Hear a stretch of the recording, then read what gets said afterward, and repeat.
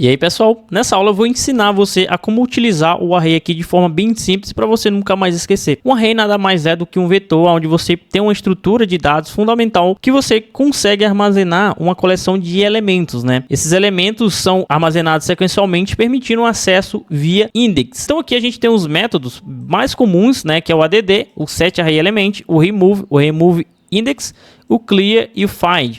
Então a gente pode criar qualquer array do tipo. Então vamos criar aqui do tipo string. Então eu tenho aqui esse tipo string. Para a gente mudar aqui na real, a gente vem aqui, ó, clica nele. Aqui vai estar single, né? Toda vez a gente clica aqui, vem no lado direito e vem aqui variable type e a gente muda aqui para array. Então fazendo isso, tá vendo que esses métodos estão apagados porque eles esperam um array. Então se a gente colocar aqui o target array of wildcards, né? Então se a gente colocar aqui, ele vai dizer aqui que esse método é desse tipo aqui, que no caso seria do tipo string. E aí, como a gente pode usar o método add, a gente consegue adicionar um elemento. A gente pode até fazer um exemplo aqui. Então vamos lá. Aqui a gente tem 0 elementos, né? Quando a gente clica, agora a gente tem um elemento 1, que eu vou colocar teste. E aí a gente vai adicionar um novo elemento, que eu vou colocar teste 2. Então quando a gente dá um begin, a gente vai ter aqui o nosso teste, o teste e o teste 2. Para a gente visualizar em seguida, eu vou vir aqui, puxar a referência, eu vou arrastar para cá e dar um get. E aí eu vou dar um for each looping, né? Que aí ele vai percorrer esse array do tipo string. Depois eu faço uma aula específica só sobre loops para você também aprender. Então vamos lá, a gente vem aqui e ele vai passar por cada elemento, a gente dá um print string aqui e passa aqui. E o tempo eu vou colocar 5 segundos. Se a gente dá um play, no caso eu tenho que jogar o ator para cá, eu vou dar um play. E aqui a gente tem teste 2 e teste aqui. Aqui fica o contrário porque é ordem sequencial, né? Então é o mais novo sempre na frente. Então ali tem teste e teste 2. Então agora a gente pode entender que a gente já adicionou o teste 2 e tem o teste normal.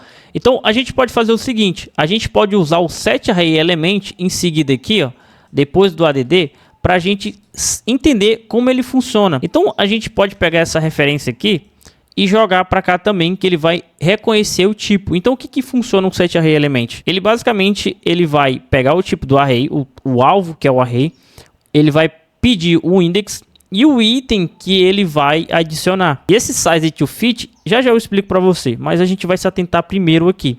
Então vamos lá. Aqui a gente pode redefinir esse array. Como assim redefinir? A gente pode alterar as informações que já teria dentro do array ou posteriormente a gente pode adicionar novas informações. Como que a gente pode fazer isso? Primeiramente a gente pode redefinir aqui na posição 2, que a gente lembra que a gente tem um teste e quando a gente adiciona aqui o teste 2, ele vai para o index 1. Então se a gente vir aqui no index 1 e agora a gente colocar eu alterei o teste 2 para teste 3.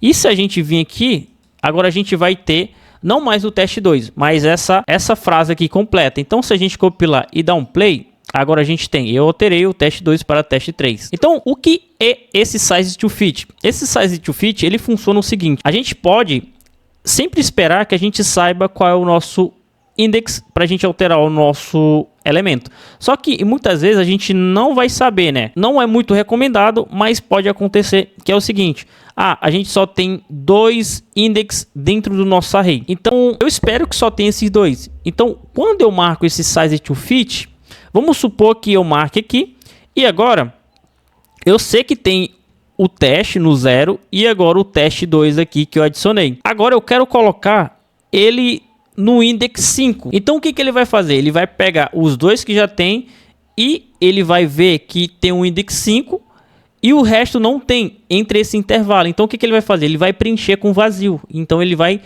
preencher esse espaço entre até esse index para ele completar esse preenchimento. Então a gente pode fazer o seguinte aqui, ó, se eu dar um play, tá vendo que tá vazio porque ele preencheu, mas tá lá, tá preenchido, só que tá vazio. Então esse sizeToFit serve para isso. Se a gente desmarcar aqui, olha só o que acontece. Ó, ele não vai acontecer nada, né? Ele não vai conseguir encontrar esse index. Então a gente marcando essa opção, a gente aqui consegue preencher o número que já tem o valor de index, já tem 2, e até o index 5 a gente preenche esse vazio, esses index. Então a gente vai passar aqui para o remove. O remove é bem intuitivo, então a gente pode vir aqui, deixa eu jogar para baixo aqui. A gente pega aqui novamente o nosso array e a gente pode remover passando aqui a informação que a gente quer. Então vamos supor que eu quero remover novamente aqui o teste2. Então se eu vir aqui é para ter só o teste padrão. Então se eu dar um play vai ter só o teste aqui.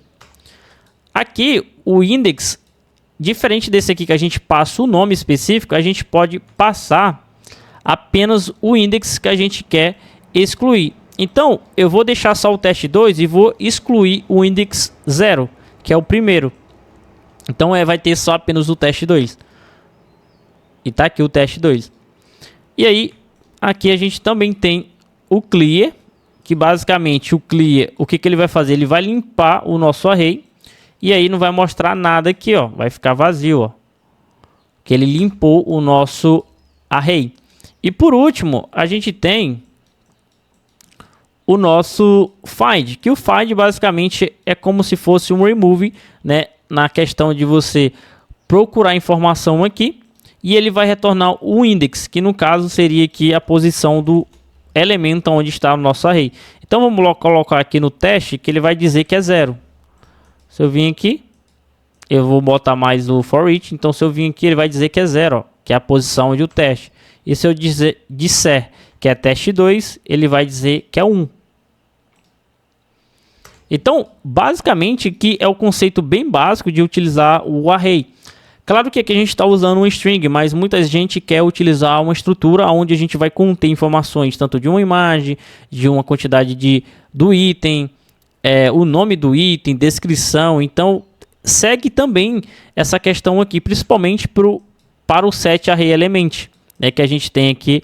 A gente passa a informação e a gente consegue criar um novo item a partir, ou alterar o novo item, ou o item que já tem ali dentro daquele elemento. Então, espero que vocês tenham gostado. Se gostou, deixa o like e deixa nos comentários que tipo de aulas que você quer ter. Então, até a próxima aula.